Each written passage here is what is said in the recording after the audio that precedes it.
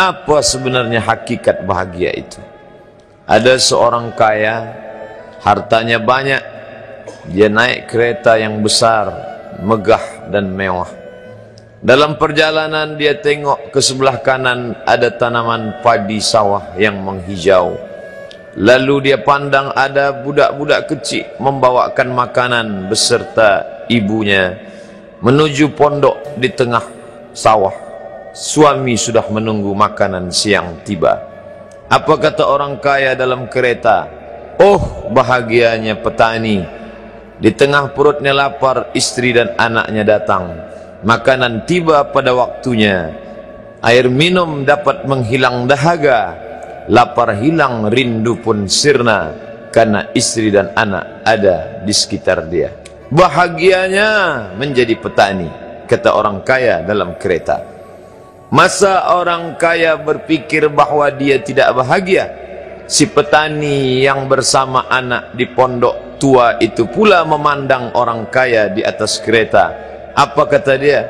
Betapa bahagianya orang kaya naik kereta, sedangkan aku hanya duduk di pondok yang tua. Maka pada hakikatnya manusia ini dua-duanya tak bahagia. Lalu sebenarnya bahagia itu di mana?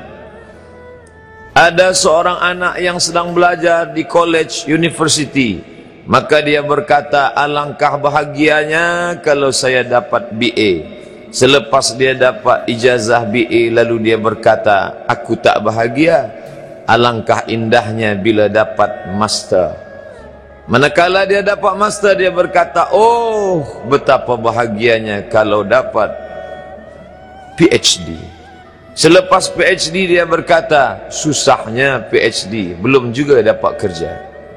Selepas dapat kerja dia berkata, alangkah bahagianya kalau menikah. Selepas menikah dia berkata, aku tak bahagia sebab orang selalu tanya, dah punya anak apa belum? Selepas punya anak, dia pula berpikir untuk menikah sekali lagi. Jadi sebenarnya bahagia itu punya siapa? Oleh sebab itu bila kita baca kitab-kitab, maka makna sa'adah, kebahagiaan, orang yang bahagia sa'id, bahagia adalah insyirahus sadr, ketika hati terasa lapang apapun yang datang. Kalaulah pelajar yang mendapatkan BA itu hatinya lapang, tentu dia bahagia. Kalaulah petani yang berada di tempat rumah tua itu hatinya lapang, tentulah dia bahagia. Kalaulah orang kaya dengan kereta yang besar itu hatinya lapang, tentulah dia bahagia. Itulah mengapa Musa alaihi salam di tengah kesusahan hatinya akan melawan ayah angkat bernama Fir'aun. Dia minta hati yang lapang. Kita semua baca doa itu, Rabbi syrahli, lapangkan dadaku.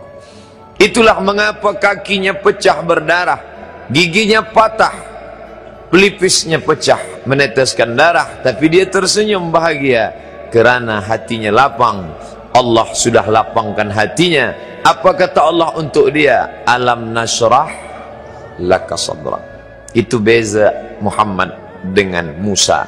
Musa meminta, Rabbi shrah li sadri wa yassir li amri wahlul 'uqdatam min lisani yafqahu qawli. Sedang Muhammad tidak meminta. Belum meminta, Allah dah bagi pada dia. Apa kata Allah? Alam nashrah laka sadrak wa wada'na anka wizrak alladhi anqadha dhahrak wa rafa'na laka dhikrak. Bila kau dalam keadaan susah, dua kali Allah ulang, fa inna ma'al usri yusra, inna ma'al usri yusra. Hati lapang itulah yang membuat Haji Abdul Malik Karim Amrullah Buya Hamka tersenyum di dalam penjara. Penanya berjalan perlahan tapi pasti, maka keluarlah tafsir Al-Azhar.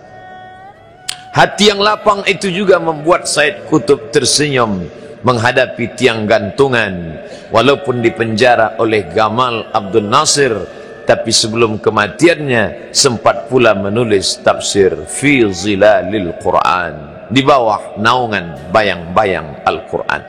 Apa kata Said Qutb dalam muqaddimahnya? Al-hayatu fi zilalil Quran ni'mah hidup di bawah naungan bayang-bayang Al-Quran itu nikmat. La ya'rifuha illa man zaqaha. Tidak ada yang boleh mengetahuinya kecuali orang yang pernah merasakannya.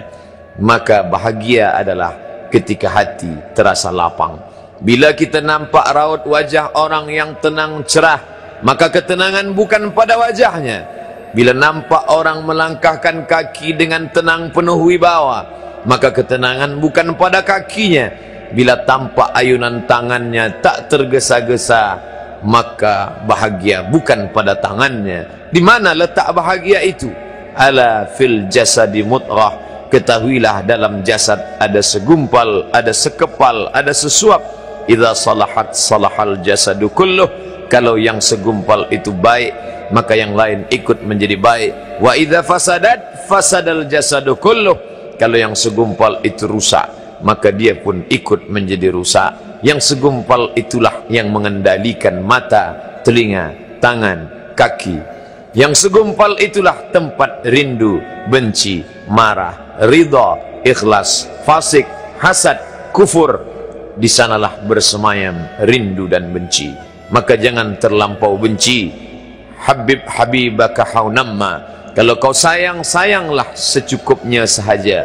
Karena boleh jadi hari ini kau sayang, besok berubah menjadi kebencian. Kalau kau benci, bencilah secukupnya sahaja. Boleh jadi esok pagi dia menjadi orang yang tersayang. Berapa banyak puan-puan berkata, siapa itu? Itulah orang yang dulu paling aku benci. Tapi hari ini masih ada juga benci, tapi tak banyak. Oleh sebab itu maka dijaga dia. Yauma la yanfa'u malun. Hari itu tak ada guna harta. Wala banun. Tak ada guna anak. Illa man atallah. Kecuali orang yang datang menghadap Allah biqalbin salim. Dengan hati yang salim. Qal, qab, lam, ba. Qallaba. Berbolak-balik. Qallaba. Tidak selamanya bahagia. Kadang pagi hati tenang, petang datang dia pun susah. Kadang pagi hati lapang, petang tiba dia pun gundah. Maka apa yang dapat menolong? Ala bizikrillah. Ketahuilah dengan banyak menyebut mengingat Allah, tatma'innul qulub, maka hati akan menjadi lapang. Qalbul mu'min baina asabi'ir rahman. Hati orang beriman berada di antara jari jemari kuasa Rahman. Kalau dia hendak, dia balikkan yang senang menjadi susah. Kalau dia berkehendak yang susah, dia balik menjadi lapang. Berapa banyak orang yang tampaknya mungkin kita kata dia susah, tapi dia masih boleh tersenyum. Sebaliknya orang yang menurut pandangan zahir kita cukup segala, makan, pakai, tapi tampaknya kesenangan tak pernah singgah. Apa sebab? Kerana hati milik Allah. Dia ada dalam diri kita, tapi dia bukan punya kita. Lillahi ma fis samawati wa ma fil ard. Apa di langit, apa di bumi, milik Allah. Balikkan kepada Allah. Dari Allah, balik kepada Allah.